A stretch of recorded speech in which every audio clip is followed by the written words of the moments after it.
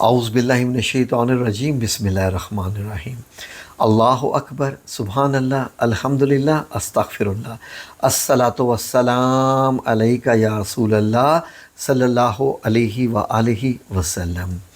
ناظرین، ہم لوگ دعا کرنے کے لیے آیات ڈھونڈتے ہیں، دعائیں ڈھونڈتے ہیں، کچھ ایسی دعا ڈھونڈتے ہیں کہ جو واقعی بہت خاص ہو، جس پہ دل تو سب پہ مانتا ہی ہے، لیکن جو نبی کریم صلی اللہ علیہ وسلم کی دعائیں ہیں وہ یقیناً ایک خاص ترتیب سے ہیں، اور وہ ایسی دعائیں ہیں جو رب کریم کی مرضی سے بتائی ہوئی دعائیں ہیں۔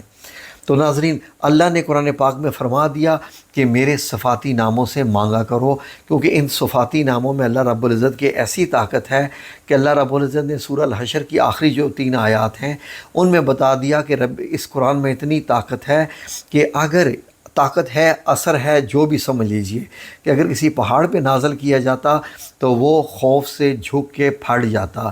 تو پھر اللہ رب العزت نے اپنے نام آگے گنوائے ہیں، اور اللہ رب العزت نے یہ بھی فرمایا کہ یہ ان لوگوں کے لیے جو غور کرتے ہیں۔ تو غور کیا کرتے ہیں ناظرین؟ ایسا کہ ہم لوگ دیکھتے ہیں کہ کس آیت کو ہم کیسے پڑھیں، یا اپنی دعاؤں میں کس آیت کو ہم کیسے شامل کریں تاکہ اس کی منظوری ہو جائے اور رب کریم کو وہ طریقہ بھی پسند آئے۔ اب ناظرین، فار ایگزامپل ہمیں نہیں پتہ کہ ہم رب کریم کا کون سا نام استعمال کریں میری کون سی حاجت کے لیے۔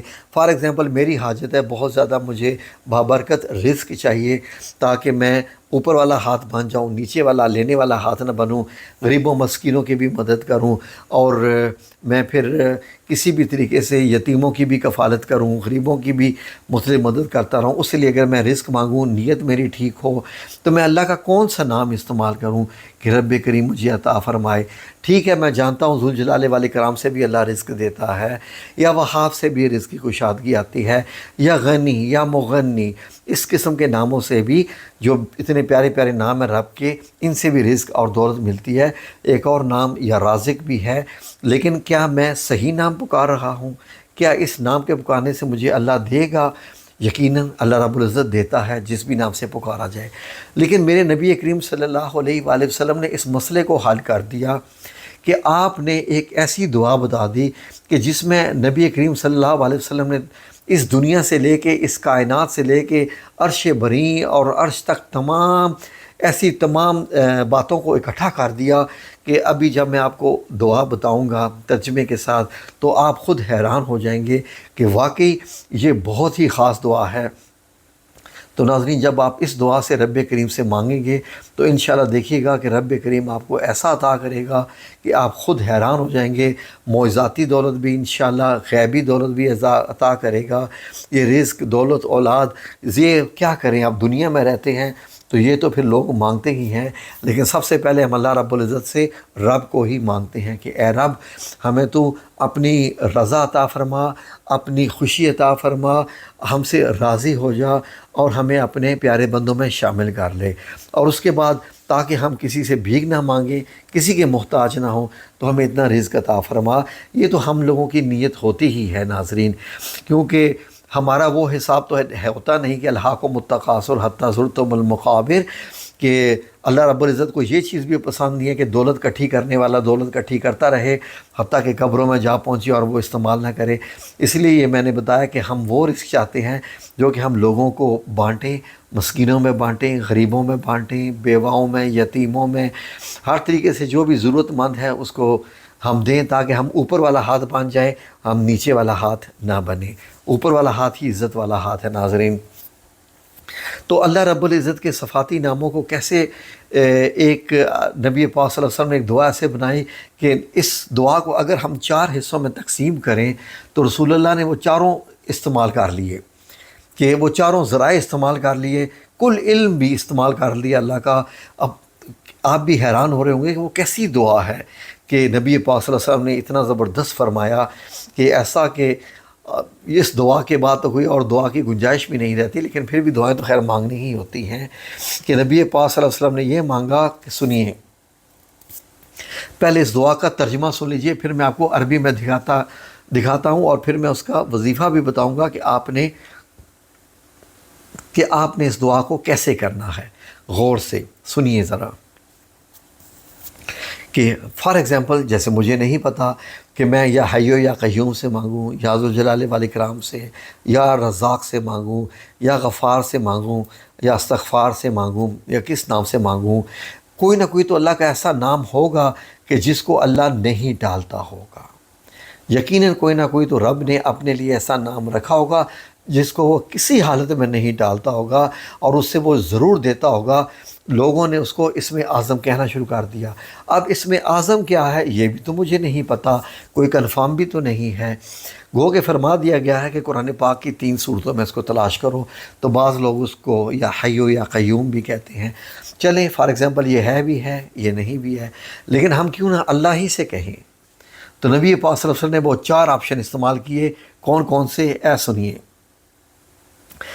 نبی پاک صلی اللہ علیہ وسلم نے آپشن نمبر کیا استعمال کیا؟ بڑا مزیدار چیز ہے، سنیے کہ نبی پاک صلی اللہ علیہ وسلم کے علم والے ہی ہوتے ہیں ایسے کہ اے اللہ، میں تیرے ہر اس نام کے واسطے سے تجھ سے سوال کرتا ہوں جو تو نے اپنی ذات کے لیے پسند فرمایا۔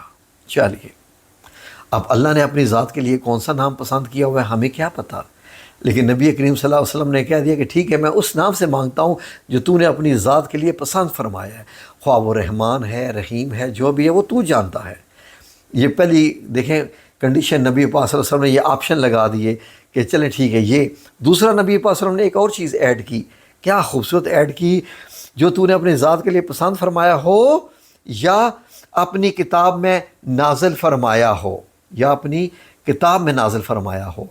اب کتاب میں یعنی قرآن مجید بھی ہے، قرآن مجید سے پہلے اور بھی تو 3 اور بھی صحیفے نازل ہوتے رہے ہیں، 3 اور کتابیں بھی تو ہیں، صحف ابراہیم و موسیٰ کا بھی ذکر آیا ہوا ہے نا، تو پھر کون سی ہیں ہمیں تو نہیں پتہ۔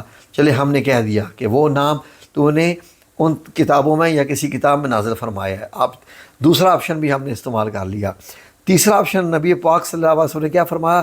یا اپنی مخلوقات میں سے کسی کو سکھایا ہو، یا اپنی مخلوقات میں سے کسی کو سکھایا ہو، تو اس کا بھی یعنی یہ سب کے واسطے ہو رہے ہیں۔ اب فار ایگزامپل اپنی مخلوقات میں سے آپ صلی اللہ علیہ وسلم سے بڑھ کے کون ہے؟ کوئی شک نہیں، لیکن قرآن پاک میں آپ دیکھیں تو اللہ رب العزت نے فرمایا کہ ایک میرا بندہ جو حضرت سلیمان علیہ السلام کی مجلس میں بیٹھا ہوا تھا، اور وہ آنکھ جھپکنے میں ملکہ بلقیس کا تخت لے کے آ گیا تھا، جسے جنات نہیں لا سکے گے، کیونکہ میں نے اس کو کتاب میں سے تھوڑا سا علم دیا ہوا تھا۔ ہم نے اب وہ علم کتاب کا کیا وہ کوئی صفاتی نام تھا یا کیا تھا، وہ بھی اس میں سے آ گئی، تیسرا آپشن بھی آ گیا۔ نبی پاک صلی اللہ علیہ وسلم نے چوتھا آپشن بھی استعمال کر دیا، یا اسے اپنے خزانہ غیب میں تم نے پوشیدہ رکھا ہوا ہے، مخفی رکھا ہوا ہے، چھپا کے رکھا ہوا ہے۔ اور جو تیرا خزانہ ہے عرش کا، یا جہاں بھی تیرا خزانہ غیب کا ہے، غیب کا علم تو اللہ کے پاس ہے نا۔ اللہ نے فرمایا عالم الغیب والشہادہ، تو عالم الغیب میں اگر رب تو نے کوئی نام رکھا ہوا ہے تو میں اس کا بھی تجھے واسطہ دیتا ہوں۔ سبحان اللہ۔ پھر یہ مانگے۔ اب سنیں دعا کیا ہے، یہ عربی میں ابھی اسکرین پہ لکھی ہوئی آئے گی، اس کا اسکرین شاٹ لے لیجئے، اور اس کو آپ نے استعمال کیسے کرنا ہے، اس کا وظیفہ کیسے کرنا ہے، یہ دعا پڑھنی کیسے ہے۔ کوشش کیجئے کہ وہ لوگ جو 5 وقت کی نماز باجماعت ادا کرتے ہیں، یا گھر میں خواتین ادا کرتی ہیں 5 وقت کی نماز، ہر نماز کے بعد آپ اس کو 5 بار پڑھ لیجئے۔ ہر نماز کے بعد اسی دعا کو 5 بار پڑھ لیجئے، تو دن کی آپ کی 25 بار کی ہو گئی۔